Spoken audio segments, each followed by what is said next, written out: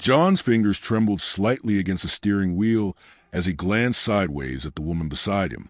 Sarah, that was the name she had given him. But something about her voice, her presence, everything felt off. It wasn't fear exactly. It was something deeper, a crawling sensation at the edge of his consciousness, a whisper of something unnatural. The road stretched endlessly ahead, a winding black ribbon under the pale glow of the moon.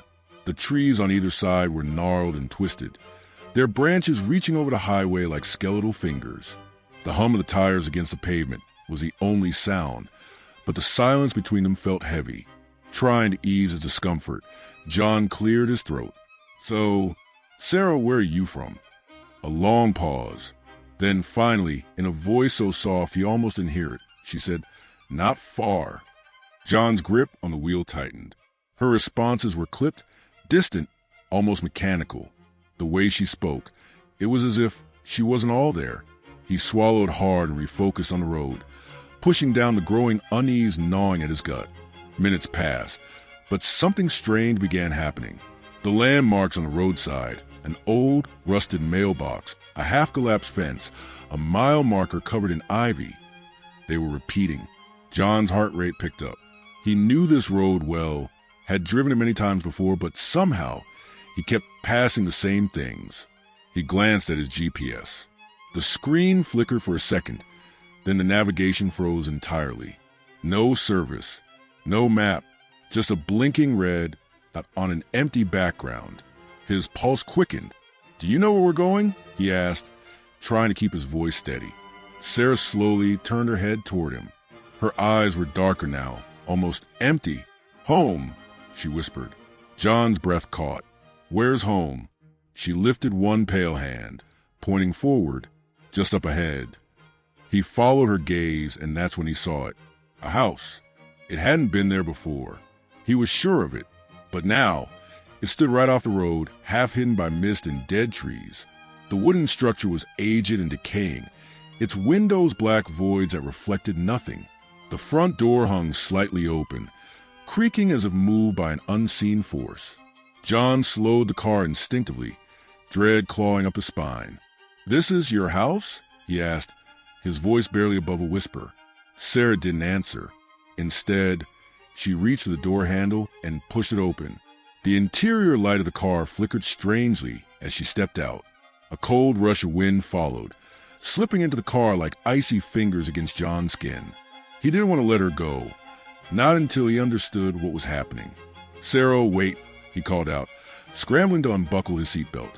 But she was already walking toward the house, her white dress dragging slightly along the damp ground. Her movement seemed slower, almost unnatural, as if she were gliding rather than walking. John hesitated, every instinct screaming at him to leave. But something about the house, it called to him, against his better judgment. He stepped out of the car. The night air was thick, suffocatingly still. The moment his feet touched the ground, all sound disappeared. No crickets, no wind, just silence. He took a shaky breath and followed Sarah. As he approached the house, an overwhelming sense of déjà vu struck him. He had never been here before. Had he? Yet something about it was familiar. The scent of damp wood, the way the porch sagged under his weight. It was as though a part of him had been here once before, maybe in another life, another time. Sarah had reached the front door. Without looking back, she stepped inside. The door creaked open wider, as if welcoming her home. John hesitated at the threshold. The air beyond the doorway was impossibly dark, as if stepping inside meant stepping out of the world he knew. A part of him, a deep, primal part, was screaming at him to turn around and run. And yet he stepped inside. The house smelled of old wood, mildew, and something else, something metallic and faintly rotten. The walls were lined with faded photographs, their frames askew as if disturbed by unseen hands. Dust floated in the air, illuminated by the pale light of the moon through the cracked windows. John's breath hitched as his eyes landed on one particular photo hanging by the staircase. It was a family portrait, old, black and white. The edges of the photograph were curling.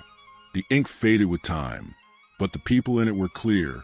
A man and woman stood side by side, their expression solemn, and between them, in a simple white dress, was Sarah. His blood ran cold. The date at the bottom of the photograph read 1907. John turned sharply, searching the room for Sarah. She was nowhere to be seen. But the moment he turned his back to the staircase, a sound echoed from above. Footsteps, slow, deliberate, coming down the stairs. John's breath quickened. He took a step back. Creak. Another step. Creak. Then a whisper, soft like the wind through the trees. You shouldn't have come inside. John's stomach dropped. He turned toward the voice, and standing at the top of the staircase, bathed in the dim glow of the moonlight, was Sarah. But something was wrong. Her face was no longer the calm, expressionless mask from before. Her skin was paler, almost translucent, and her eyes were hollow. Empty sockets, black as a void. The room suddenly felt smaller, as if the walls were closing in. A cold rush of wind howled through the house, carrying whispers that surrounded him. Leave, leave, leave. John stumbled backward, his heart hammering against his ribs. He turned and ran, nearly tripping over himself as he sprinted for the door. Just as his fingers brushed the handle, a hand, cold and skeletal, grabbed his wrist. He gasped, looking down. A second hand had emerged from the shadows. Not Sarah's. Something else. Something that had been waiting. With a desperate yell, John yanked free, throwing himself out onto the porch. The moment his feet hit the ground outside, the house let out a deep, guttural groan, as if it were alive and had just lost its prey. John ran to his car, his breath coming in sharp, panicked bursts. He flung himself into the driver's seat, hands shaking as he turned the key. The engine roared to life.